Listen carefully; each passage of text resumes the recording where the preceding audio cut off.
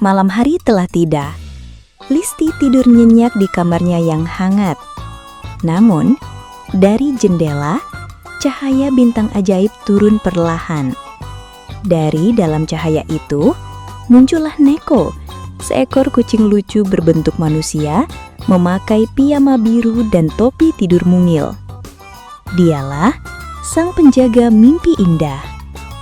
Tiba-tiba, kamar berubah menjadi dunia mimpi yang gelap. Listi merasa takut, bayangan menyeramkan mendekat. Tapi Neko berdiri di depan anak itu dan berkata, "Jangan takut, aku di sini." Dari sakunya, Neko mengeluarkan sebuah bintang bercahaya. "Cahaya mimpi bersinar," katanya dengan penuh semangat. Seketika, kegelapan lenyap. Bayangan jahat berlari pergi. Dunia mimpi pun berubah, gelap berganti terang. Kini, Listi dan Neko berada di taman penuh warna. Ada bunga bercahaya, kupu-kupu berkilau, permen raksasa, dan pelangi indah di langit. Listi tertawa kagum. "Wow, cantik sekali." Neko mengangguk sambil tersenyum. "Mimpi indahmu sudah kembali." Bersama-sama, mereka berjalan melewati jalan pelangi. Listi merasa bahagia dan aman. Tak lama kemudian, cahaya bintang kembali turun. Saatnya Neko berpamitan. "Selamat tidur, mimpi indah," bisiknya lembut. Listi tersenyum, lalu kembali tidur dengan tenang di kamarnya. Dan di luar sana, bintang-bintang berkilau. Pernah nggak kalian membayangkan sebuah buku bisa berbicara? Bukan buku yang dibacakan oleh guru loh, ya. Tapi bukunya benar-benar bisa ngomong. Tiba-tiba buku ini berkata, "Kalau kamu ingin tahu masa depanmu, buka buku halaman 100. Nah, kalian bakal buka halaman 100 atau malah lari. Nah, kalau sebuah buku bisa berbicara, apakah hal itu mungkin bisa terjadi di dunia nyata? Tentu saja tidak. Tapi justru hal-hal seperti inilah yang membuat sebuah cerita menjadi fantasi. Jadi hari ini kita akan masuk ke sebuah dunia yang tidak selalu masuk akal. Selamat datang di dunia dongeng fantasi. Nah, sebenarnya apa sih dongeng fantasi itu? Gampangnya begini. Dongeng fantasi itu adalah sebuah cerita yang menghadirkan kejadian, tokoh, tempat, atau keadaan yang bersifat imajinatif dan tidak selalu dapat terjadi dalam kehidupan nyata. Jadi, kalau kalian membaca, Joe pergi ke sekolah naik sepeda. Apakah itu fantasi? Tentu bukan. Tapi kalau ceritanya berubah menjadi Joe mengayuh sepedanya dan tiba-tiba sepedanya terbang menuju sekolah di atas awan. Nah, itu mulai masuk ke dunia fantasi. Karena apa? Yap, benar. Karena sepedanya terbang. Dalam kehidupan nyata, kita belum menemukan sepeda yang bisa terbang ke sekolah. Kalau di dalam dunia imajinasi, atau di dalam film kartun, film dongeng, pasti ada. Nah, mari kita lihat ciri-ciri dongeng fantasi. Ciri yang pertama, ada kejadian ajaib atau tidak masuk akal. Contohnya, seorang siswa membuka pintu kelas dan tiba-tiba masuk ke masa depan. Masuk akal? Tentu tidak. Tapi di dalam cerita fantasi boleh. Ya. Ciri yang kedua, tokoh memiliki kemampuan yang luar biasa. Tokohnya bisa memiliki kemampuan yang tidak bisa dimiliki manusia biasa. Misalnya, seorang siswa yang bisa membaca pikiran orang lain. Atau seorang anak yang bisa berbicara dengan tumbuhan. Coba bayangkan, kalau tanaman di rumah kalian bisa ngomel. Pasti kalian udah diomelin setiap hari, karena nggak pernah disiram. Ya kan? Tolong siram saya! Waduh, mungkin tanaman di rumah malah lebih cerewet daripada kita. Atau kalian, ya kan? Nah, ciri yang ketiga, hewan atau benda dapat melakukan hal seperti manusia. Ayo, seperti apa majasnya? Nah, pernah melihat kucing mengirim WhatsApp? Tentu tidak. Tetapi dalam dongeng fantasi, kucing bisa saja mengirim pesan kepada pemiliknya.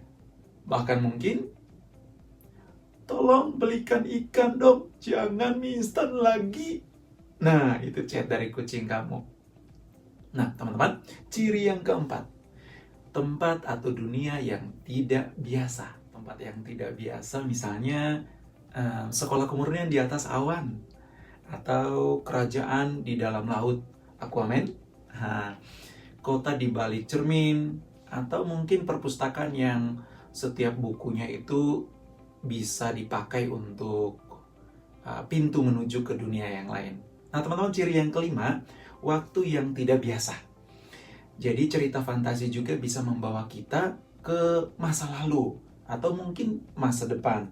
Bahkan teman-teman bisa membuat tokohnya untuk berpindah waktu. Jadi semacam memiliki sebuah circle ajaib, lalu kita bisa berpindah waktu. Nah, sekarang Pak Lexi mau coba teman-teman semuanya ya. Sekarang silakan tulis di buku PS, ini nyata atau fantasi. Caranya gampang. Kalau menurut kalian nyata, silakan tulis nyata. Kalau fantasi, silakan tulis fantasi. Siap? Kita mulai. Soal pertama. Seekor kucing mengejar tikus. Jawabannya? Oke, sudah? Soal kedua.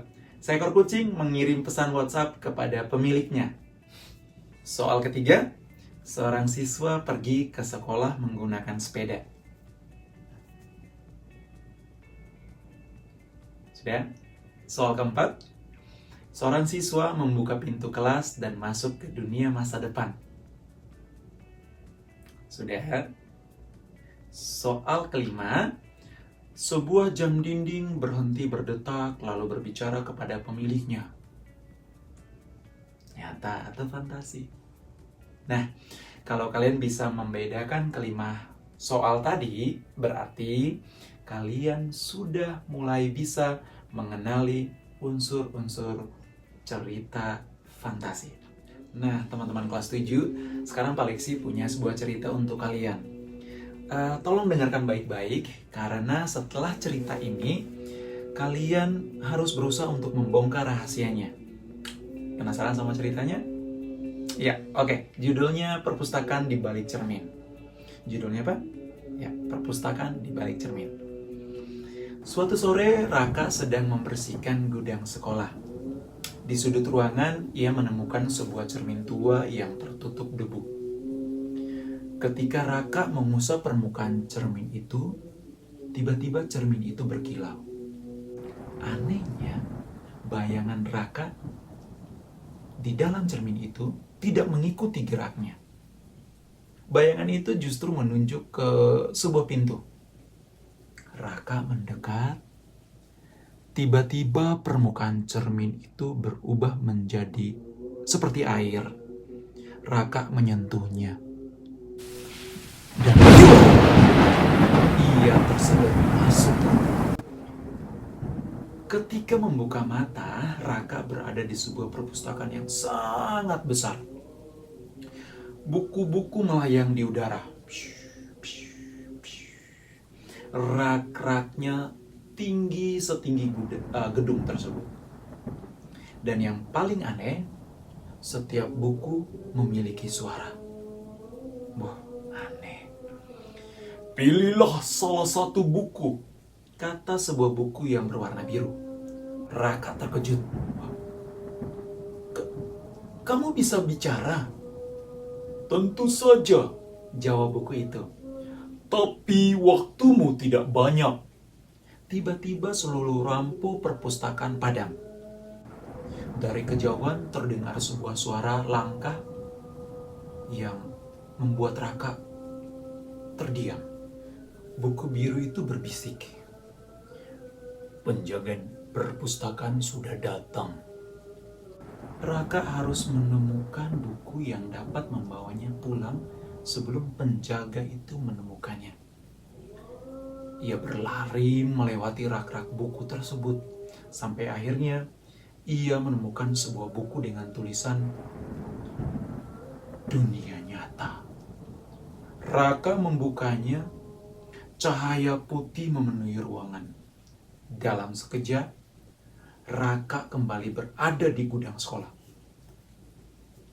Cermin tua itu kembali menjadi cermin biasa, tetapi di tangannya masih ada satu benda, sebuah buku biru. Nah, teman-teman semuanya, apakah kalian menemukan bagian fantasinya? Silakan tuliskan di buku PS kalian. Nah, sekarang coba teman-teman semuanya silakan membedah. Pertama, siapa tokohnya? Yang kedua, di mana latarnya? Yang ketiga, apa sih konflik yang dialami oleh Raka? Atau masalah yang dialami oleh Raka di dalam cerita tadi? Dan berikut ini pertanyaan yang paling penting. Bagian mana yang menunjukkan bahwa cerita ini adalah fantasi? Coba ingat-ingat cerita tadi.